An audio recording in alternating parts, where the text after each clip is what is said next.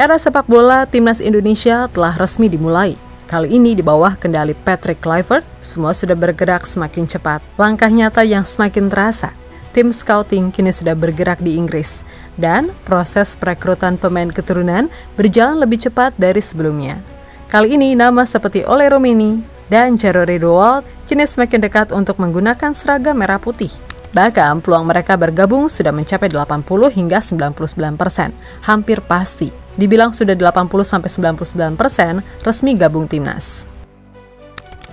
Jika keduanya resmi bergabung, timnas akan mendapatkan suntikan kekuatan luar biasa. Ole dan Jero bukan pemain sembarangan. Mereka adalah talenta kelas dunia, pemain grade S yang siap membuat timnas tampil lebih dominan.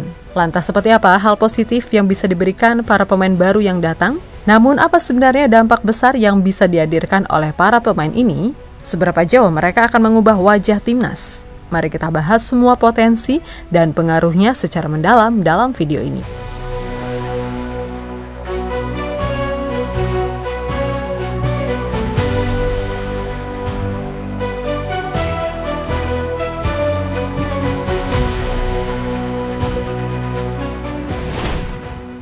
PSSI dan Patrick Kluivert kini terus bekerja keras untuk timnas Indonesia supaya bisa lolos ke World Cup. Berbagai langkah pun mereka persiapkan dan sedang berlangsung.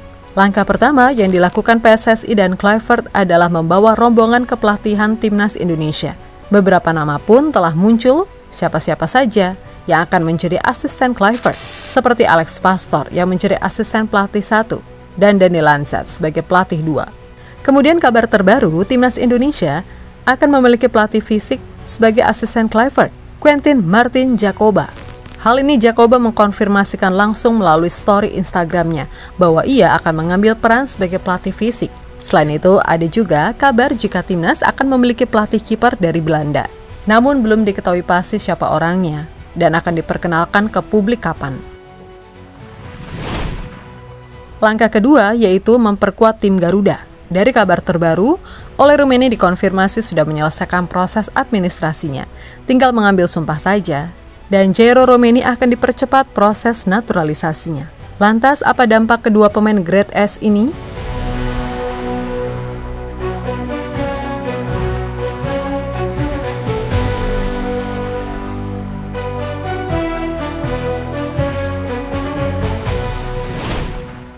Pertama, kita bahas Ole Roemeny. Lahir pada 20 Juni 2000 di Nijmegen, Belanda. Ole baru saja melakukan transfer dan kini bermain sebagai penyerang untuk Oxford United di EFL Championship. Roemeny memulai karir profesionalnya di NEC Nijmegen setelah berkembang melalui akademi tersebut. Ia melakukan debut pada Januari 2018 dan mencatatkan total 69 penampilan dengan 9 gol selama berada di klub ini. Bersama NEC Nijmegen, Ole sempat dipinjamkan ke Willem II pada tahun 2020 hingga 2021. Selama masa peminjaman di Willem II, Roemeny tampil dalam 11 pertandingan di Eredivisie meskipun tidak berhasil mencetak gol. Pada tahun selanjutnya, Ole bergabung dengan FC Emmen.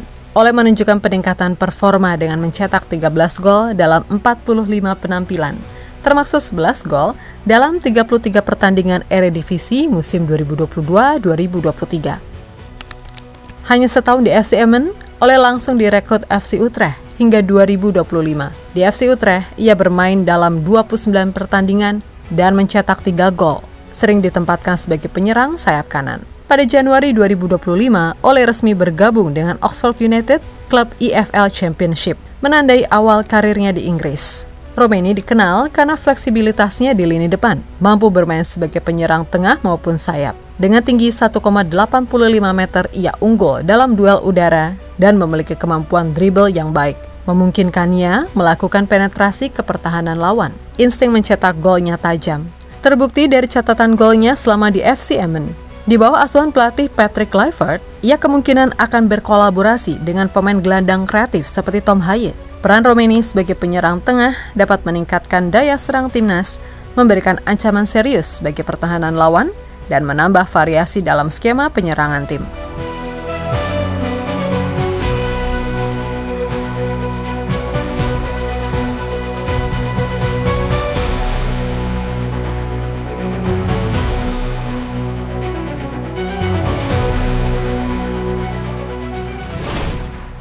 Kemudian bagaimana dengan Jero Redewald?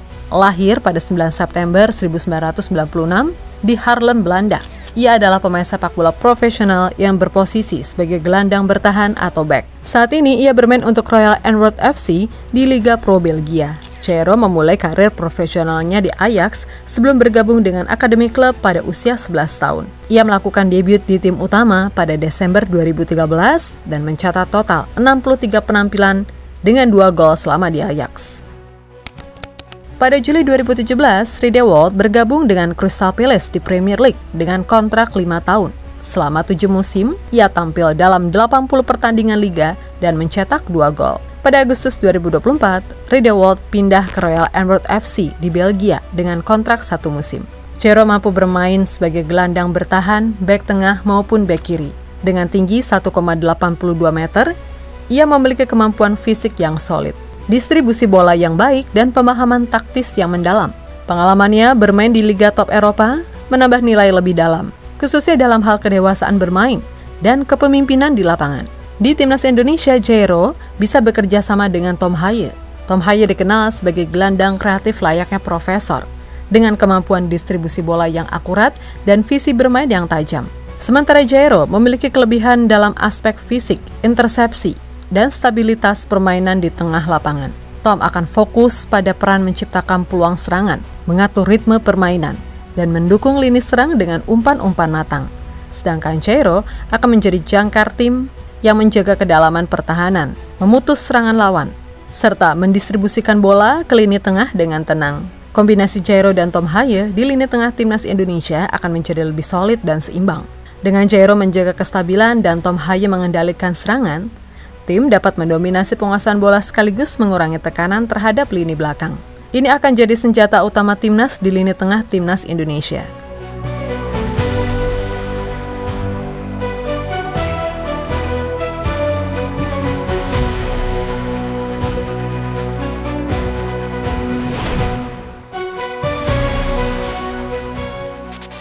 Meskipun ada optimisme, tapi keraguan itu juga tetap muncul. Keraguan itu ditunjukkan oleh Sergio Van Dijk, di mana ia meragukan Patrick Kluivert di Timnas Indonesia. Menurutnya, pelatih baru butuh waktu 3-6 bulan.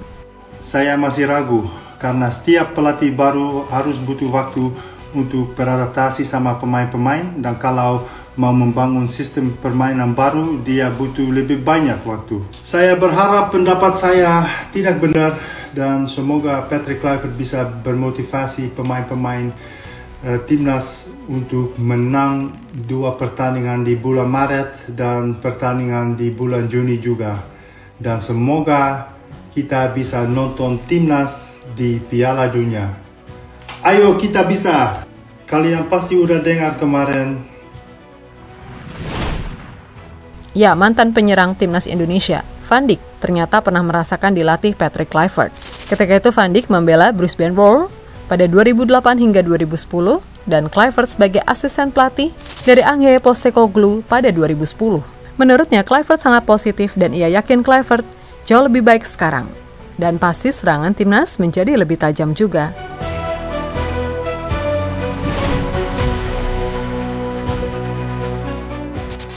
Kedatangan Patrick Kluivert sebagai pelatih baru Timnas Indonesia rupanya turut mendapatkan sambutan dari Luis Milla.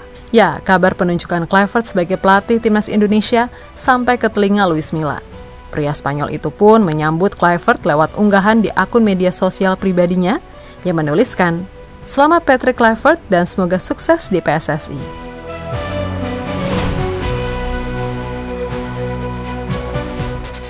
Patrick Kluivert sebelumnya sudah membeberkan formasi kegemaran dirinya. Kluivert menjanjikan permainan sepak bola ofensif dengan formasi 4-3-3. Dengan memakai skema 4-3-3, gaya bermain menyerang alias total football akan ditunjukkan di era kepelatihannya bersama Timnas. Jika menggunakan formasi seperti ini, kita bisa memainkan nama-nama mewah di starting line-up Timnas. Mulai dari bawah mistar gawang, ada Marten Pas. Lini belakang diperkuat 2 bek tengah, Jesus dan Misilkers. Didukung oleh 2 fullback modern, Kevin Dix di kanan dan Kelvin Verdong di kiri. Di lini tengah, Jero bertugas sebagai jangkar, menjaga stabilitas sekaligus mendistribusikan bola ke depan. Sementara Tom Haaien mengatur tempo permainan dengan kreativitasnya. Didukung Ivar Jenner yang dinamis sebagai gelandang serang. Lini depan menjadi ujung tombak kekuatan dengan Ragnar di sayap kiri dan Eliano di kanan, menghadirkan kecepatan dan ancaman di sisi lapangan. Sedangkan Ole Roumanie sebagai penyerang utama, memanfaatkan insting mencetak golnya untuk memimpin lini serang. Kombinasi nama mewah ini bisa menciptakan tim yang solid, kreatif, dan eksplosif di setiap lini. Dengan kombinasi pemain grade S dan strategi ofensif ala Patrick Kluivert, era baru timnas Indonesia membawa harapan besar untuk tampil dominan di Asia dan dunia. Kehadiran nama-nama seperti Ole Roumanie hingga Jerry De Wolf memberikan warna baru di lini tengah dan serang, menjadikan tim Garuda lebih solid dan agresif. Oleh sebab itu, kita dukung terus timnas Indonesia.